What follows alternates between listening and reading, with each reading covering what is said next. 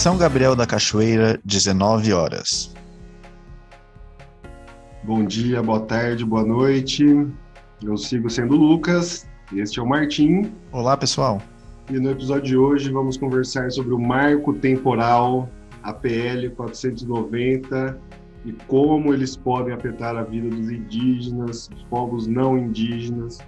E, além disso, falaremos também do acampamento Luta pela Vida que está acontecendo em Brasília neste exato momento. Para começar, o que está acontecendo e por que isso é um tema a ser discutido? Basicamente, são duas coisas.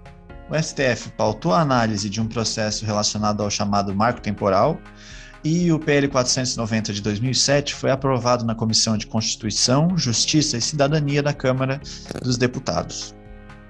Primeiro, sobre o marco temporal. O que está atualmente na pauta do STF é uma ação de reintegração de posse movida pelo governo de Santa Catarina contra o povo Xocleng, referente à terra indígena Ibirama-Laclanó. Esses indígenas, eles foram fortemente perseguidos no passado, tendo a sua terra distribuída pelo estado de Santa Catarina a imigrantes alemães e italianos, o que causou conflitos que culminaram em violência mútua. Os indígenas passaram a ser caçados pelos chamados bugreiros, que são uma espécie de milícia paga pelo governo local para matar os bugres, que é um termo pejorativo para indígenas. O que foi feito foi um verdadeiro genocídio. E ontem, dia 26 de agosto, véspera da gravação desse episódio, e quando deveria ser discutido esse tema no STF, o julgamento foi suspenso e só vai ser retomado na próxima quarta-feira. De acordo com o ministro Fux, há 82 casos de demarcação de terras parados esperando o resultado desse julgamento.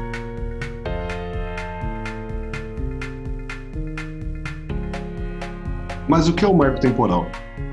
O marco temporal é uma tese jurídica que diz que só deve ser reconhecida como terra indígena aquelas que estivessem ocupadas até a data da promulgação da Constituição de 1988. Isso é errado porque nas décadas anteriores à Constituição, os indígenas vinham sendo perseguidos pela ditadura e eram alvo de um processo de aculturação. Por exemplo, na época, só eram reconhecidas como reservas indígenas as aldeias, um conjunto de ocas ou casas em que aquela tribo vivia, sem considerar as áreas adjacentes necessárias para caça, plantio, expressões culturais. Tudo era muito restrito. O STF entende que essa tese do marco temporal só é válida para a terra indígena Raposo Terra do Sol, não se aplicando automaticamente às outras. Foi um argumento usado para justificar o ganho de causa aos indígenas na época, mas que no fim acabou servindo como jurisprudência para alegarem que aquela era a data limite para o reconhecimento de terras indígenas. Sobre essa questão da ditadura, por exemplo, há um recorte de uma notícia do Jornal do Brasil de 9 de novembro de 78, que apareceu num vídeo da Unicamp sobre esse tema do marco temporal que a gente assistiu enquanto estudava para fazer esse episódio. A manchete diz assim: decreto permite a emancipação de índio isolado ou em comunidade. Na época, isso era uma regulamentação do Estatuto do Índio, que tinha sido feito alguns anos antes. E ele tratava da emancipação de povos indígenas para que eles fossem integrados à sociedade dita civilizada. E lá na mesma notícia tem uma subseção com a manchete: Darcy Ribeiro se diz perplexo. O antropólogo denunciou as razões alegadas pelo ministro do Interior, que, no seu entender, indicam que a intenção do Estado é apenas se desobrigar de seus deveres de assistência ao índio. O Darcy diz ainda que, quando foi inicialmente noticiado o projeto, pensou-se que seria uma alforria, como foi a libertação dos escravos, mas verificou-se que era justamente o contrário. O Ministério do Interior presidia os assuntos indígenas através da Fundação Nacional do Índio, a FUNAI, e o ministro era Rangel Reis. Em 28 de dezembro de 76, em entrevista ao Jornal do Brasil, ele afirmou, abre aspas, vamos procurar cumprir as metas fixadas pelo presidente Geisel para que, através de um trabalho concentrado entre vários ministérios, daqui a 10 anos possamos reduzir para 20 mil os 220 mil índios existentes no Brasil. E daqui a 30 anos, todos eles estarem devidamente integrados na sociedade nacional. Fecha aspas. A gente deu essa volta toda para mostrar o quão absurdo é considerar o marco temporal como algo válido, sendo que, até a sua data limite, os indígenas estavam sob ataque do próprio governo. sem contar as inúmeras invasões e grilagens, e que muitos povos já nessa época estavam deslocados das suas terras originais. Já o PL 490 altera o Estatuto do Índio, implementando o marco temporal na legislação e transferindo para o Congresso o poder de demarcar terras indígenas, hoje responsabilidade exclusiva da União. A proposta também dá aos deputados poder para corrigir demarcações já homologadas e mudar os parâmetros e critérios do procedimento de demarcação. Abre caminho ainda para a exploração de recursos minerais nesses territórios e, em propostas apensadas, desapropriações de terras indígenas e quilombolas. O relator Arthur Maia, do DEM da Bahia, deu parecer de constitucionalidade ao projeto. Se o STF derrubar o marco temporal, no julgamento sobre os Chocleng, é provável que os congressistas tenham de mudar o texto do PL sob o risco de terem a proposta invalidada pela Corte. A gente fez um rápido levantamento dos presidenciáveis de 2018 e 2022 para ver como eles se manifestaram sobre essa situação. Para começar, o presidente Bolsonaro disse que se o Supremo rejeitar o marco temporal, o agronegócio acabará no Brasil. O que é uma mentira e não é nenhuma novidade vindo desse bandido, né? Porque o agronegócio está aí há muito tempo, tem tido grandes ganhos de produtividade com a tecnologia, com a própria soja transgênica que foi desenvolvida, todo o trabalho da Embrapa. Então não é agora, porque pode parar de ter área nova para eles plantarem, que vai acabar o agronegócio. A Marina Silva e o Guilherme Boulos, eles têm dado diversas declarações contra o marco temporal e a favor dos povos indígenas nas suas redes sociais. A Marina é certamente a mais engajada de todos nisso. O Lula e o Ciro não se manifestaram sobre o tema, o que é uma omissão bastante grave. As últimas postagens do Lula sobre indígenas envolvem fotos e encontros dele com indígenas do Maranhão, enquanto as de Ciro são sobre o abandono e a mortalidade dos indígenas durante a pandemia. Vale lembrar que os indígenas tiveram uma taxa de mortalidade de cerca de o dobro da população não indígena do Brasil. O último post do Haddad sobre indígenas foi em 2019. O Dória só postou algumas fotos recebendo indígenas em reuniões, mas nunca falou do marco temporal e do PL. E o Mandetta também não se manifestou. A resposta dos indígenas a esses ataques se deu na forma do acampamento Luta pela Vida, que desde o dia 22 de agosto está acampado em Brasília e que conta com 6 mil indígenas de cerca de 173 povos de 20 estados da federação. Eles que, como já disse, se instalaram dia 22, pretendiam permanecer no local até o dia 28. Mas, devido à suspensão do julgamento, pode ser que ele dure até mais. É importante dizer também que, apesar desse movimento demonstrar uma força irradiante, extrema, e de realmente pressionar a instituição Supremo Tribunal Federal de uma forma democrática, de uma forma heróica, diria eu, ainda assim ela está sendo ignorada pela grande mídia e, como vimos, apesar de certas pessoas se posicionarem, também está sendo ignorada por parte da classe política, em especial da classe política de esquerda. Isso, a cobertura é praticamente da mídia alternativa, né? Mídia ninja, várias outras mídias dessas que não são as comerciais mais famosas. A única menção a esse acampamento, tá certo que eu não tenho assistido muito mais a Globo, por exemplo, então não vejo no Jornal Nacional, não vi nada sobre isso, mas aqui em casa, que a gente às vezes vê a Record, a única menção que eu vi na Record sobre isso foi de um colunista social que se transformou em colunista político bolsonarista, uma piada, e o cara estava mostrando o vídeo das barracas do acampamento e querendo levantar a questão: quem banca isso? Quem que estava bancando essa gente para estar lá em Brasília, que vieram de ônibus? Quem que pagou por esses ônibus? E engraçado que ele não pergunta quando teve o acampamento lá da Sarah Winter lá, ele não perguntou quem que bancou aquilo lá. Agora, dos indígenas que estão com o deles na reta ali, correndo o risco de perder o direito deles à terra, isso daí ele se preocupa em criticar. E 7 ônibus de PMs indo para manifestações no dia 7 de setembro, bancada. É verdade. Essa promessa dos 7 ônibus aí, isso ele não cita também. Não, obviamente. É a memória seletiva, igual da última CPI. Muito seletiva. Eu ainda perco tempo pouco de tempo com a CPI. E o último cara lá estava com problema de memória. Mas enfim, Martim, vamos então falar de tudo isso que a gente deu essa prévia.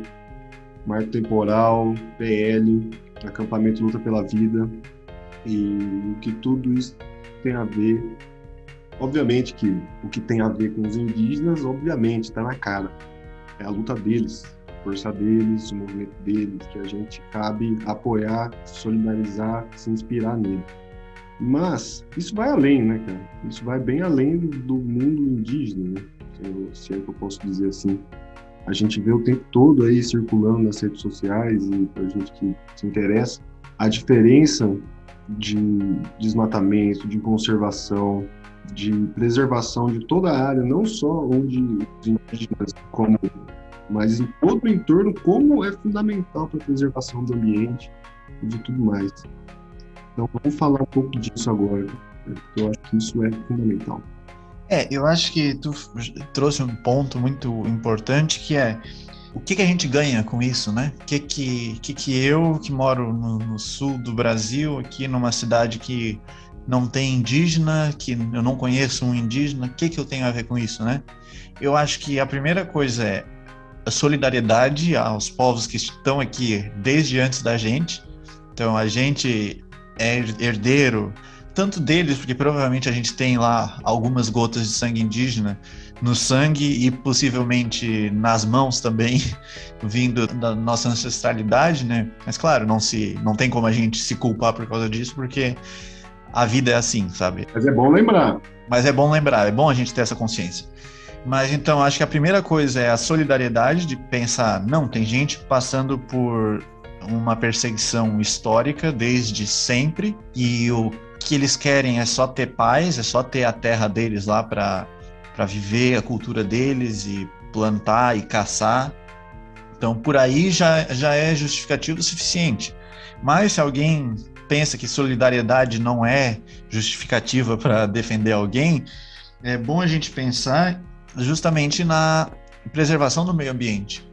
Esses vídeos, esses GIFs que tem na internet mostrando a evolução do desmatamento ao redor de terras indígenas, onde a gente vê que a floresta vai diminuindo num ritmo aceleradíssimo e chega no limite da terra indígena e não avança, porque aquilo ali é protegido, os indígenas protegem aquela terra e em alguns casos, claro, tem garimpeiros e tem latifundiários que invadem, né, grileiros que invadem as terras indígenas, mas daí nesses casos acaba tendo alguma operação da polícia e tal que barra isso.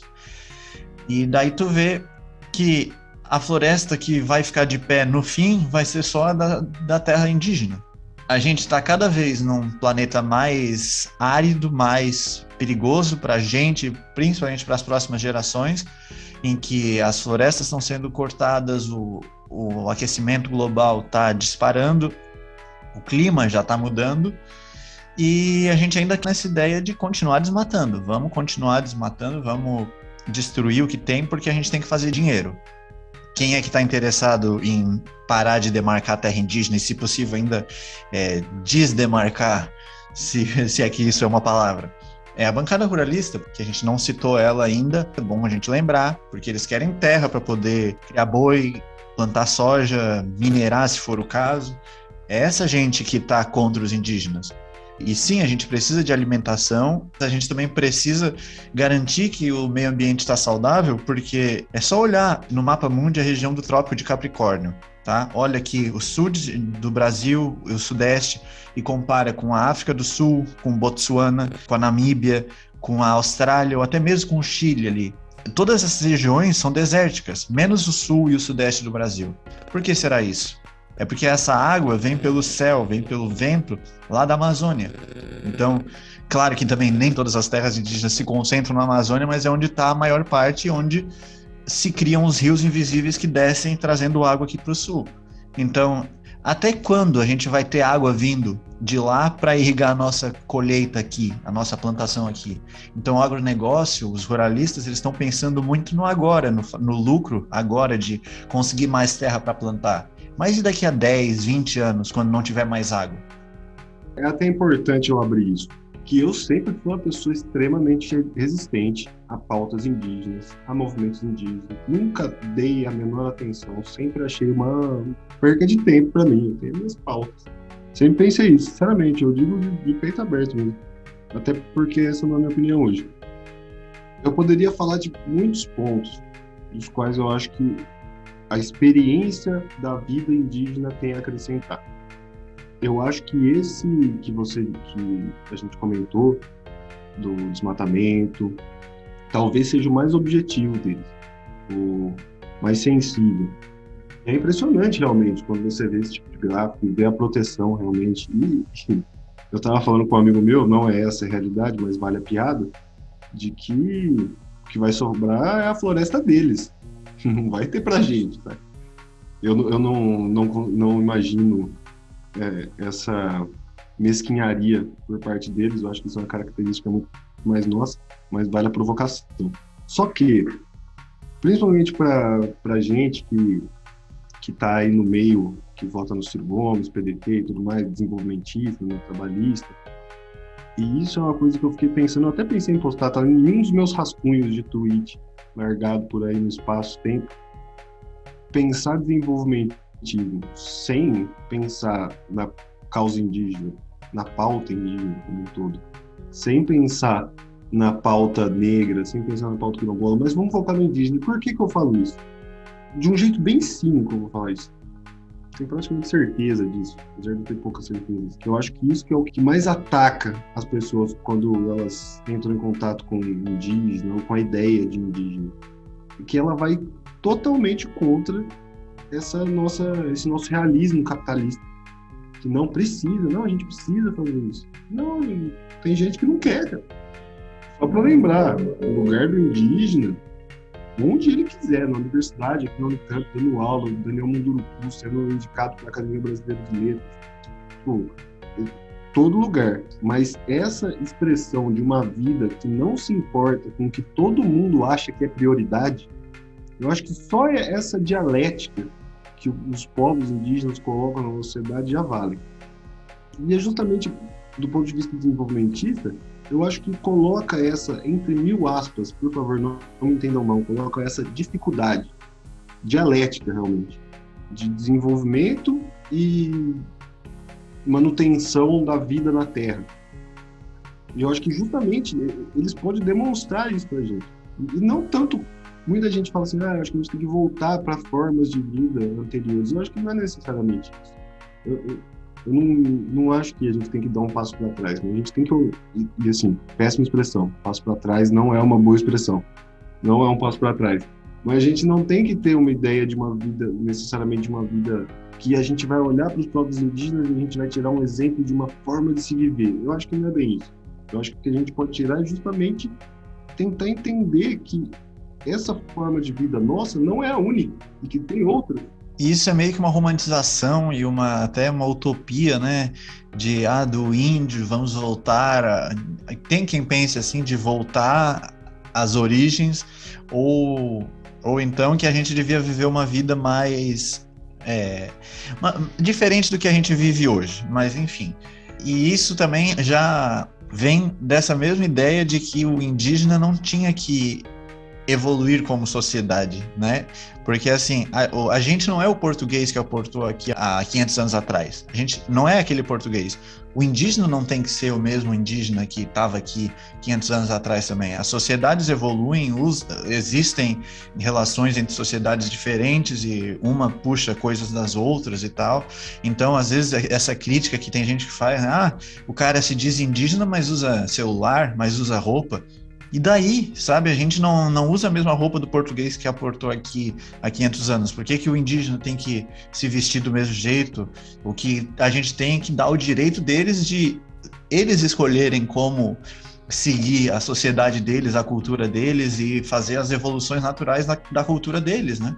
E por evolução natural eu não quero dizer que é uma evolução em direção ao que a gente tem, e sim uma evolução ao que for no futuro. Não, porque é uma questão muito complicada, porque a nossa cabeça ela é condicionada, né? Não tem como, de achar que a nossa sociedade é evolução. E assim, eu queria deixar claro que isso é uma visão errada. errada. Mas eu queria deixar claro também que ela está presente o tempo todo e a gente tem que desconstruir isso, está presente no nosso discurso. No falar, às vezes sai. Voltar para trás, eu acabei de falar. E não tem nada a ver com isso. E eu acho que é esse ponto que eu queria trazer. Dessa reflexão e desse desconforto que a pauta indígena traz até para a esquerda. Eu acho isso a parte mais sensacional. Esse desconforto que demonstra uma acomodação nesse nosso modo de vida e de uma visão muito limitada de não conseguir imaginar. Fukuyama dá risada essas horas, que é o fim da história. A gente vê um povo indígena... Dá risada ou chora? Dá risada. Que agora nem ele mais é fukuyamista. Nem ele mais acredita que acabou a história. Mas ele olha para esse tipo de coisa e as pessoas não conseguem. As pessoas conseguem... É o que muita gente fala. Eu acho que eu ouvi com o Slavoj. Mas a gente consegue imaginar o fim do mundo, mas a gente não consegue imaginar uma sociedade diferente da nossa. A gente vê uma sociedade diferente da nossa, a gente não, tem que fazer ficar igual a nossa. É isso que o grandíssimo filho da puta do ministro lá da ditadura militar falou. Esse grandíssimo filho de uma puta que eu quero que o verme que comeu ele morra. De novo. Não, vale a pena. Eu vou pegar aqui de volta e eu vou repetir a frase. Tá sentado no colo do capeta e eu acho que realmente é bom repetir a frase ali, que é absurdo e ainda tá incutido na mente de muita gente, tá? Esse pensamento de que o índio tem que ser aculturado e virar civilizado, entre aspas, do mesmo jeito que a gente é. É uma frase assim, que se você trocasse índio por judeu, você teria certeza que ela era de um oficial nazista. É verdade. Repetindo aqui, o ministro do presidente Geisel disse: vamos procurar cumprir as metas fixadas pelo presidente Geisel, presidente militar, e que o exército jamais se responsabilizou por isso. Presidente Geisel, para que através de um trabalho concentrado entre vários ministérios, daqui a 10 anos possamos reduzir para 20 mil os 220 mil índios existentes no Brasil. 10 anos, 200 mil pessoas. E aí, essas 200 mil pessoas, elas estão mortas, elas estão fragilizadas, elas estão largadas pelas cidades, elas estão transformadas em sacos vazios, sem cultura. Porque, assim, cara, a cultura do nosso, não indígena, esse povo da cidade aqui, a nossa ancestralidade, ela é muito vazia, né? E ela é muito frágil, é uma coisa que a gente não se apega tanto, né? Mas você lê um livrinho ali de um indígena, você vê 2, 3 conversas, você percebe que a bagagem ancestral faz falta e ela é importante. E esse é um outro ponto que eu acho que os indígenas jogam na nossa cara, que a gente olha para eles e a gente fala, cara, eles estão falando de histórias de um povo que luta há 500 anos pela sobrevivência. Mínimo. Antes eles lutavam por outros motivos, mas depois era sobrevivência contra um ataque contra eles. E esse povo carrega uma ancestralidade que nós olhamos para trás e não temos. Não temos. Eles, o povo indígena, o povo que tanta gente diz que é atrasado, que é não sei o que é não sei o que, surpresa. Eles têm uma coisa que nós não temos e não teremos tão cedo. É uma história. É uma história com pessoas que você conhece. Seu avô, gerações e gerações. Que eu acho que é uma das coisas do capitalismo, assim, eu não quero soar esquerdalha, mas esse sistema, para colocar de termos mais brandos, nem tão mais brandos, talvez mais radicais. Esse nosso sistema, ele tira absolutamente tudo de nós, do mesmo jeito que eles querem tirar tudo dos indígenas. Por isso que eu acho tão importante, tão fascinante. Porque revela, quando a gente olha os mais fodidos de todos, os mais atacados, eles revelam um futuro pra gente. E aí a gente escolhe, é o momento de escolher. Por isso que esse é um momento importante. É escolher qual futuro é esse que a gente quer, quais aliados que a gente quer. A gente quer estar com o Eunício, ou a gente quer estar com a Guajajara, lá, esqueci o nome dela. Sônia Guajajara. Isso, Sônia Guajajara. Com o Ailton Krenak, com o Daniel Munduruku, com tantos e tantas outras que estão fazendo deles. E assim, a gente está falando dos indígenas agora porque realmente é um momento extremamente importante, mas vamos sempre tentar expandir, gente. Expandir e ver na luta dos outros, e assim, pelo amor de Deus, sem patronização, sem romantização da desgraça. Isso, às vezes a gente acaba mesmo querendo apoiar, mas a gente acaba idealizando, né, uma vida que... Exato, é luta. É uma vida de luta, É briga, não é gostoso, eu imagino que não deve estar sendo gostoso ficar lá na puta que pariu, sentado, esperando os caras do STF julgar a sua vida, sabe? E eu acho que o que a gente, o mínimo, né, o mínimo do mínimo é a solidariedade. Mas eu acho que o exercício seria olhar e falar, peraí, por que eles estão lutando? De verdade, assim, será que eu não deveria estar lutando por isso também? Sim, tanto para eles quanto para mim. Eu acho que essa é a lição, talvez. Não só pela solidariedade, que já deveria ser a base, mas extrapolar para os outros que também são oprimidos, também são perseguidos, porque assim como o índio vem sendo perseguido e oprimido há décadas e séculos, os negros também vêm sendo, e quando você não é negro nem índio, mas você é branco, mas você é pobre, você também é oprimido. Então são várias camadas de opressão que vão se acumulando, né? E a gente tem que pensar, agora eles estão tentando ferrar com os índios. Duas coisas, né? Uma coisa que eu vi o Ailton Krenak falar e eu achei sensacional, e depois, assim, conversar com uma pessoa muito querida minha, que se interessa pela área de agrofloresta e tudo mais. E a floresta, ela é um organismo vivo que se desenvolve, mas a floresta, ela é cultivada pelos povos da floresta. A gente imagina que eles vivem lá à toa, colhendo a manga do pé. Não, eles cultivam a floresta. Pode soar louco pra gente, porque a gente pensa que cultivar é fazer um arado, é fazer não sei o que, não, mas você cultivar a vida dentro da floresta é outra coisa que poucas pessoas sabem fazer. Hoje em dia tem se tornado um pouco mais popular, mas quem faz isso, quem sempre fez, plantando floresta pra gente, pra todo mundo, foram eles. E só um outro ponto sobre esses filhas das putas ruralistas, das respectivas putas, né, com todo respeito às putas. Primeira regra, foda-se Bolsonaro, em todos os sentidos. Mas isso é uma puta de uma falácia. E a falácia não é que vai acabar o agronegócio, não é essa a falácia. A falácia é que o agronegócio vai usar essas terras. Não vai usar. Isso é latifúndio, isso é especulação imobiliária, só isso. Não vai ser 83 reservas indígenas que vai diminuir a produção de soja no Brasil. Não vai ser. A gente está em 2021, tipo, puta que pariu, tá ligado? A gente ainda depende de ficar cortando madeira para plantar as coisas, tá ligado? Não existe no mundo outro jeito de se plantar as coisas sem ser tirar indígena do lugar para plantar lá onde o indígena estava. Tipo, eu não acredito nisso, eu não consigo... Tipo, não, a gente precisa de mais terra para plantar. Não precisa. Isso aí é papo furado de quem quer comprar um montão de terra baratinho e ficar vendendo a vida inteira, virar o senhor lá do norte, nordeste e tal. É isso. Não só norte e nordeste, né? Como Santa Catarina aí, botando na bunda dos indígenas, tipo, o Estado processar, tá ligado? O negócio, puta que pariu, tá ligado? Até aqui a questão de Santa Catarina é um pouco mais antiga, é ainda da época da imigração e tal, então é coisa de 100 anos atrás, mas com certeza, o conflito está aí... Olha o barrista. Né? Mas o conflito está aí, o Estado já fez já cometeu o grande erro e o grande crime. E eu fico pensando também nesse conflito, é complicado para quem fez a sua vida ali, quem, sabe, comprou uma terra do Estado, ou recebeu, não sei, para cultivar a sua hortinha, a sua lavoura. Essa pessoa não necessariamente tem culpa do que aconteceu com os índios, né? Com os indígenas.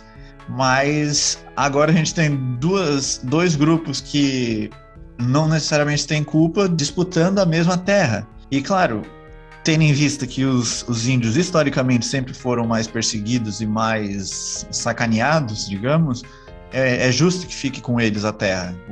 Os outros que o Estado deu um jeito de relocar, né? E indenizar. Sim, e cara, você vê, por exemplo, os extrativistas tradicionais, putz, eu tô usando um péssimo termo, provavelmente tá errado, mas a galera da seringueira lá e tal, cara, sempre foi uma galera que conviveu muito bem com os indígenas. O cara que tem a sua horta ali, cara, o cara que é trabalhador rural, o cara que vive do campo, eles sempre tiveram uma relação boa com os indígenas.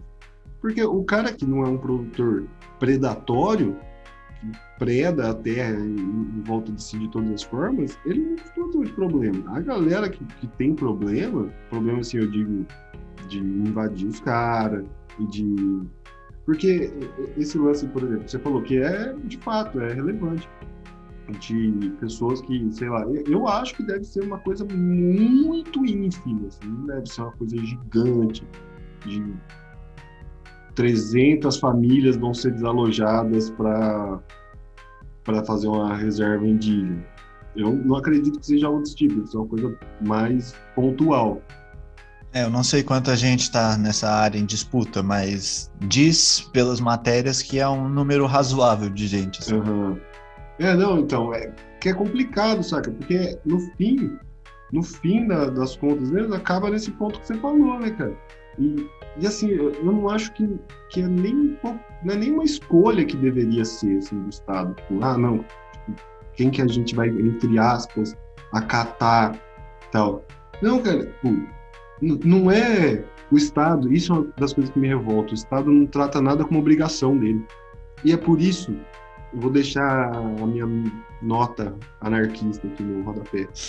Por isso que eu gosto da Greta Thunberg. Por que eu gosto dela? Porque ela não tem autoridade nenhuma em falar do que ela tá falando. Nenhuma. Ela não é cientista, ela não é o Átila. Aliás, Átila... A gente. Então, aliás, Átila, você é chato, cara. Desculpa dizer, você é chato. Você informa aí e tal. Ele é chato.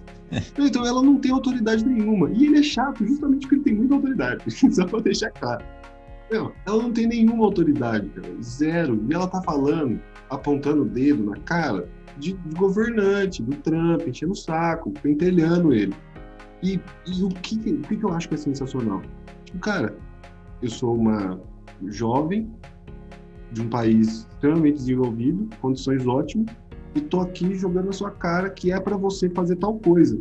Aí o pessoal responde ela, mas quem é você e tal? Não, mas é complicado fazer isso. Cara, não me interessa se é complicado, não me interessa que já tem gente lá na Terra, não me interessa, dá seu jeito, cara. Você é o Estado, você que tem o poder.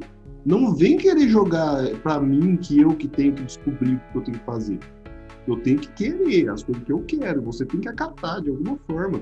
Esse é um bom exemplo. Cara, como você falou, é uma questão, puta, muito pariu, cara. Pessoas que criaram a família lá e tal. E, cara, o Estado, a função dele é resolver essas questões. Eu acho louco como o Estado ele sempre coloca, tipo, não, alguém tem que perder, então.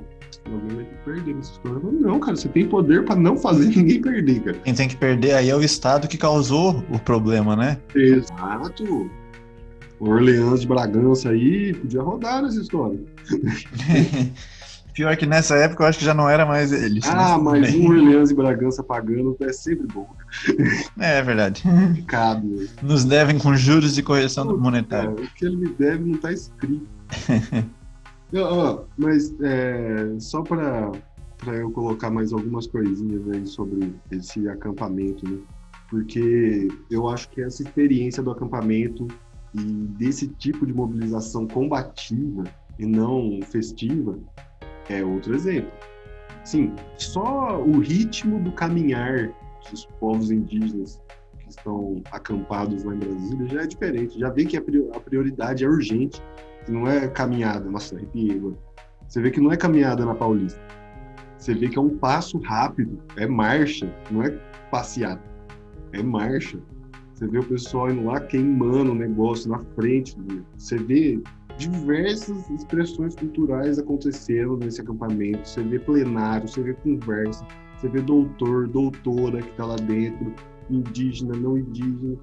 Cara, de uma força. E, cara, isso que eu acho mais sensacional, isso que eu fiquei pensando. Se uma manifestação em São Paulo juntasse 6 mil pessoas, só 6 mil, a gente ia cagar para essa manifestação. Porque a energia dela não ia ser a mesma. Não ia carregar a mesma força. Eu acho que... Esse aqui eu tô recebendo alguma coisa aqui, hein, galera? Tô arrepiando. Porque eu acho... É mágico, saca? Eu acho que o fato de ser gente de todo o Brasil também, sabe? De 20 estados da federação estarem chegando em Brasília e fazendo esse protesto, sabe? Não é 6 mil gato pingado que moram em São Paulo, que estão por ali, sabe? É uma movimentação, né? É uma movimentação nacional que se encontra em Brasília, né? Então, Não, e é um negócio é diferente. que é tipo, não, vocês estão resolvendo uma coisa que me diz respeito. Eu vou ir aí acompanhar aí. Eu não vou ficar vendo aqui de casa.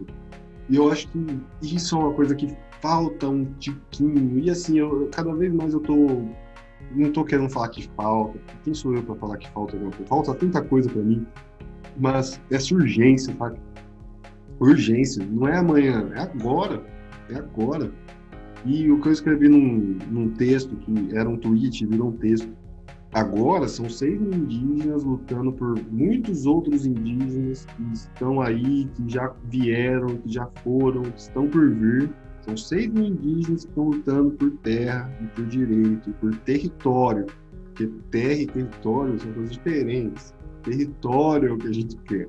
E eu digo a gente, eu digo os indígenas, obviamente, que estão lutando, mas se a gente parar para pensar, a gente também quer um território. Território, um lugar que seja seu, você possa se desenvolver de fato, não só um terreno, você colocar ali sua cabana.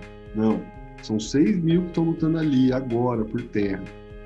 E muita gente não indígena, político, tal, ignorando completamente. Muito da militância ignorando completamente, por ignorância ou simplesmente por ignorar. Daqui a pouco, não vai demorar muito, já está acontecendo. Agora são eles lutando por terra. Daqui a pouquinho vai ser a gente. Sem terra. Sem terra, tanto por falta de condição, tanto por falta de terra. Né? Tá pegando fogo, tá inundada, tem Godzilla, não sei. As coisas estão acontecendo, muitas. Então, é um chamamento. Isso não poderia ser outra coisa senão um chamamento de acordar um pouco, botar a mão na consciência. Eu, sinceramente, agora, ser pessimista, não acho que as pessoas vão dar a devida atenção. Acho que as pessoas vão ficar mais interessadas na coxa do Lula, vão estar mais interessadas no pacote do Bolsonaro, ou na falta dele, no caso.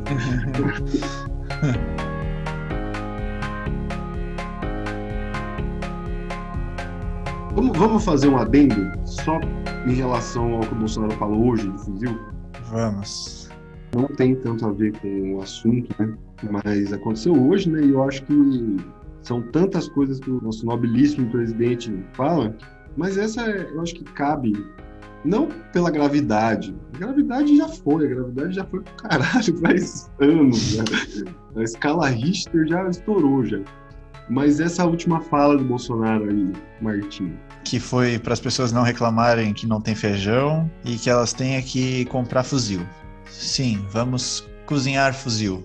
Porque fuzil enche a barriga, feijão que se exploda, né? Quem se importa com feijão? Mostra um cara totalmente desconectado da realidade. Eu até, no meu Twitter, eu comparei com a Maria Antonieta, né? Que tem aquela célebre frase do se não tem pão, coma um brioche. O Bolsonaro se não tem feijão, coma um fuzis. Ela é melhor da cabeça ainda, porque ela pelo menos compara uma comida com a outra, né? Exatamente. Mas o Bolsonaro é um idiota completo, um monstro. E tomara que acabe como ela. Ultimamente eu tô contra a guilhotina, cara. Abandonei minha guilhotina. Aposentei.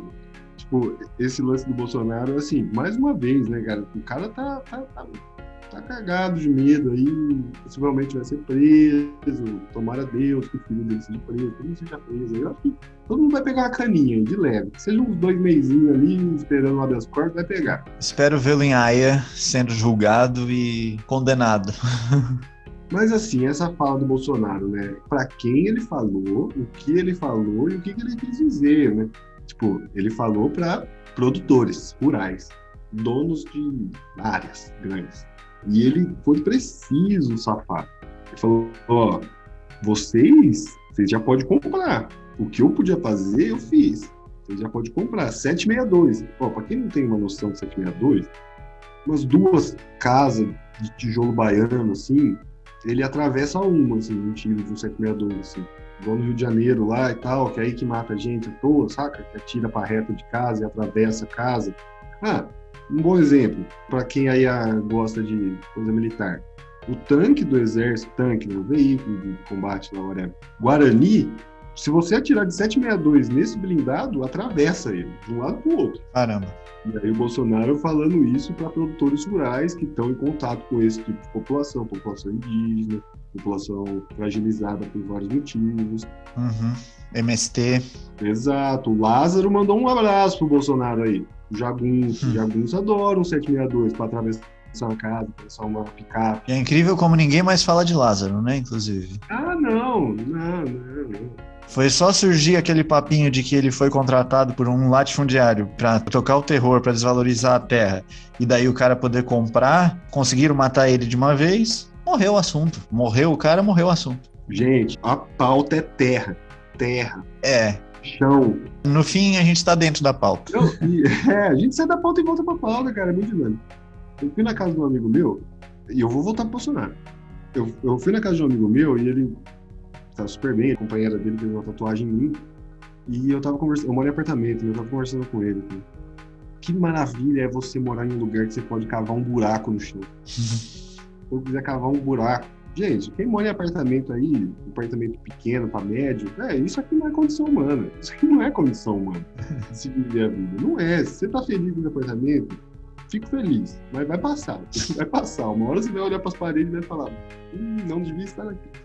Mas voltando pro Bolsonaro, só para resgatar. Ele falou isso para produtores rurais, ele falou aquela imbecilidade. Imbecilidade não, né? Uma maldade, né? Simplesmente. Um babaca fala para comprar feijão, você quer comprar feijão, não atrapalha quem quer comprar fuzil.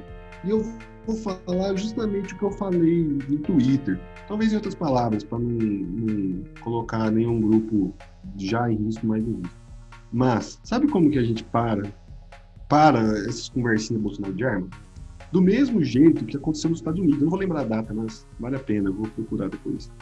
A primeira vez nos Estados Unidos, uma das primeiras, assim, uma grande, que os Estados Unidos fez uma legislação mais severa com armas de fogo, foi quando os Panteras Negras começaram a agir mais ativamente. Se não me engano, eles invadiram uma câmara. Eu preciso me informar melhor, mas foi algo desse tipo. Assim, eles invadiram uma câmara como protesto, todos armados, e a partir daí os Estados Unidos passou uma legislação para barrar armas automáticas, e a partir daí só pode ser semiautomático. O que eu estou querendo dizer isso aí?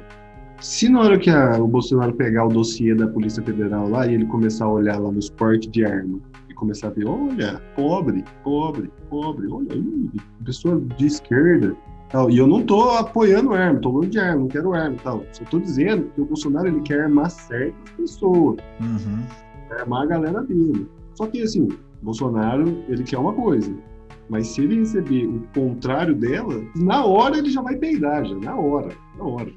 Então, armas para índios. Não, deixa ele. Eles não precisam, cara, já tem zarabatana ali, um facão. Aquela foto da indígena com o facão na cara do cara, não sei se já viu essa foto, sensacional. Eu nem lembro que deputado era aquele, mas é uma foto clássica. Exatamente, nossa senhora. A gente que precisa, eles não precisam não, bicho, tem muito mais coragem que não.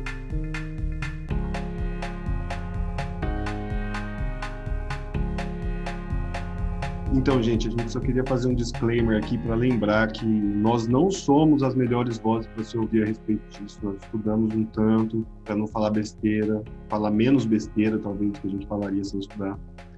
Mas existem vozes indígenas e não indígenas, principalmente indígenas. Foquem nas indígenas, dê atenção nas pessoas que são indígenas, porque não são tantas que têm a possibilidade de ter acesso a um grande público.